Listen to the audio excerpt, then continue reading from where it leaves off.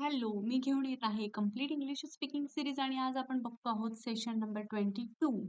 So आजच्या या सेशनमध्ये आपण काय शिकणार आहोत तर जे डेली यूज व्होकॅब्युलरी वर्ड्स आहेत ते आज आपण बघणार आहोत. So 10 most useful English words जे असे काही 10 शब्द आहेत ते आज आपण शिकणार आहोत. ते आपण रोज वापरू शकतो. त्याच्याशी रिलेटेड इंग्लिशमध्ये कसं बोलायचं ते आज आपण इथे शिकणार आहोत. सो फर्स्ट जो वर्ड आहे आपला व्होकॅब्युलरी मधला तो आहे इम्प्रूव्ह. इम्प्रूव्ह म्हणजे सुधारणा करणे किंवा सुधारवणे. ओके. सो इम्प्रूव्हशी रिलेटेड आपण काय बोलू शकतो? सो एक्झाम्पल म्हणून मी इथे काही एक्झाम्पल म्हणून मी इथे काही सेंटेन्सेस घेतलेले आहेत इंग्लिशमध्ये आणि त्याचे मराठी मीनिंग्स सुद्धा दिलेले आहेत. सो व्हिडिओ पूर्ण बघत राहा. या व्हिडिओमध्ये जे काही डेली यूज मधले आपले वर्ड्स असतात ते मी घेतलेले आहेत. सो फर्स्ट आहे I want to improve my English speaking skills. I want to improve my English speaking skills म्हणजे काय? मला माझे इंग्रजी बोलण्याचे कौशल्य सुधारायचे आहे. ओके. नेक्स्ट जे सेंटेन्स घेतलंय ते कसं घेतलंय? Reading books can improve your vocabulary. Okay. म्हणजे काय? पुस्तके वाचल्याने तुमचा शब्दसंग्रह सुधारू शकतो. ओके. आता इम्प्रूव्ह हा वर्ड तुम्ही अजून कसा यूज करू शकता? तर थर्ड एक्झाम्पल बघूया. She is working hard to improve her health. Okay. म्हणजे काय? ती तिचे आरोग्य सुधारण्यासाठी मेहनत घेत आहे. ओके. नेक्स्ट जो वर्ड आहे, जो आपण डेली यूज करू शकतो, तो आहे कॉन्फिडंट. कॉन्फिडंट म्हणजे काय? आत्मविश्वासी. ओके. कॉन्फिडंट म्हणजे आत्मविश्वासी. तर त्याचे जे काही एक्झाम्पल घेतलेले आहेत इथे, ते बघूया. म्हणजे जर तुम्ही कॉन्फिडंट हा वर्ड कसा यूज करू शकता, ते आपण बघूया. सो फर्स्ट सेंटेन्स आहे, he looks confident during the presentation. Okay. म्हणजे काय? प्रस्तुत करताना तो आत्मविश्वासपूर्ण दिसत होता. ठीक आहे. सेकंड सेंटेन्स, बी कॉन्फिडंट व्हाईल स्पीकिंग इंग्लिश. म्हणजे काय? इंग्रजी बोलताना आत्मविश्वास ठेवा. थर्ड जो आहे सेंटेन्स ते आहे कॉन्फिडन्स कम्स फ्रॉम प्रॅक्टिस. म्हणजे आत्मविश्वास सरावामुळे येतो. असं तुम्ही कॉन्फिडंट हा वर्ड यूज करू शकता. त्या कॉन्फिडंट नंतर जो वर्ड आहे तो आहे लर्न. ओके. लर्नचा मीनिंग काय होतो तर शिकणे. ओके. लर्नचा मीनिंग होतो शिकणे. सो तुम्ही हा वर्ड सेंटेन्स मध्ये कसा यूज करू शकता ते आपण बघूया. सो फर्स्ट सेंटेन्स आहे I want to learn new skills. म्हणजे काय? मला नवीन कौशल्ये शिकायची आहेत. Okay. Second sentence children learn quickly. याचा अर्थ काय होतो मराठीमध्ये? मुले लवकर शिकतात. ओके. थर्ड एक्झाम्पल आहे we can learn from our mistakes.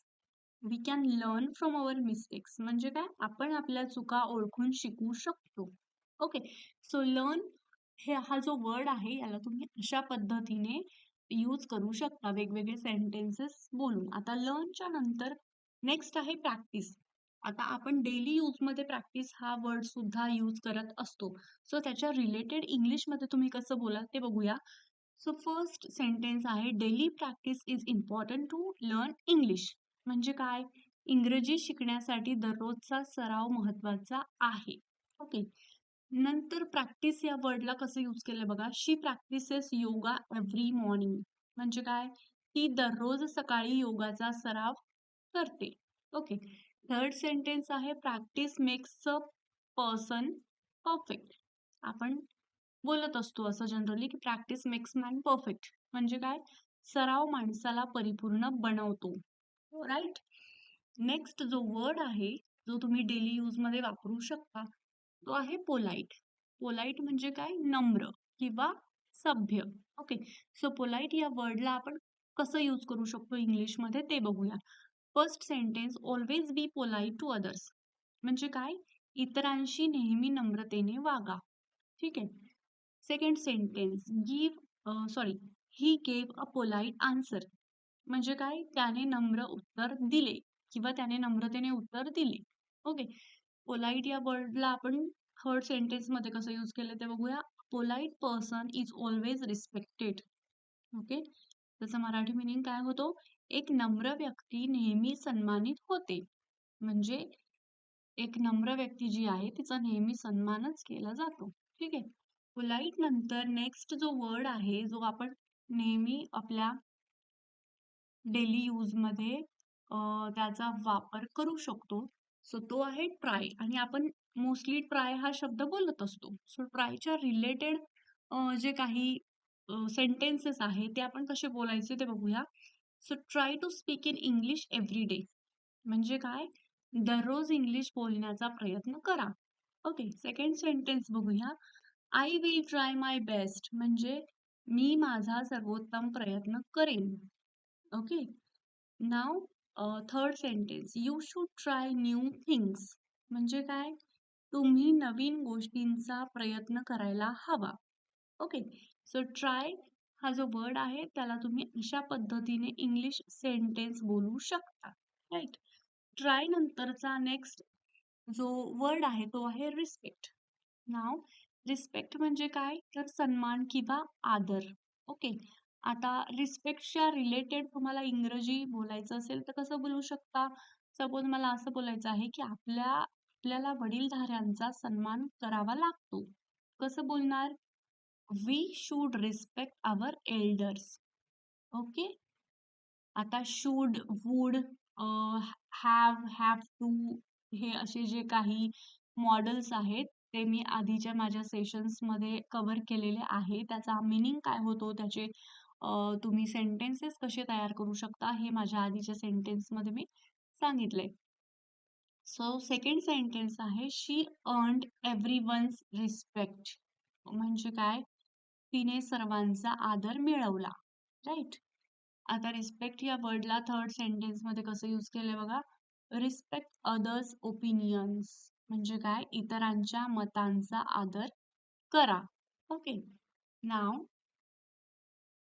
Respect नंतरचं जे नेक्स्ट वर्ड आहे तो आहे ऑनेस्ट. आता ऑनेस्टचा मीनिंग काय होतो तर प्रामाणिक. ऑनेस्ट म्हणजे प्रामाणिक. तर याला आपण इंग्लिशमध्ये कसं बोलू शकतो हा वर्ड यूज करून ते बघूया. सो फर्स्ट सेंटेन्स आहे he is an honest person म्हणजे काय? तो एक प्रामाणिक माणूस आहे. Okay. Second sentence always be honest in your work म्हणजे काय? नेहमी आपल्या कामात प्रामाणिक राहा. Okay. Third sentence honest people are trusted म्हणजे काय? प्रामाणिक लोकांवर विश्वास ठेवला जातो. राईट. आता ऑनेस्ट नंतरचं जे नेक्स्ट वर्ड आहे जो आपण डेली यूज करू शकतो तो आहे हेल्प आणि आपण डेलीमध्ये हा वर्ड यूज करतोच. सो फर्स्ट पण सेंटेन्स मला जर असं बोलायचं आहे कृपया तुम्ही मला मदत करू शकता का? सो कसं विचारणार आपण हेल्प या वर्डचा यूज करून?